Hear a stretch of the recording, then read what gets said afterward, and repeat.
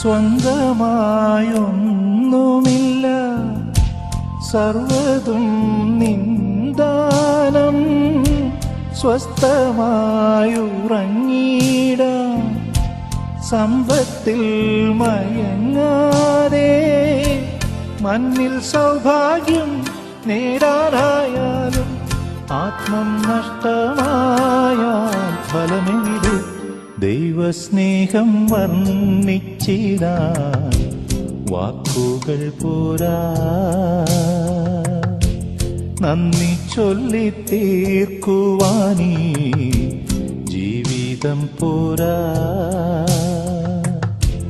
കഷ്ടപ്പാടിൻ കാലങ്ങളിൽ രക്ഷിക്കുന്ന സ്നേഹമോർത്താൽ എത്ര സ്തുതിച്ചാലും മതി വരുമോ? ദൈവസ്നേഹം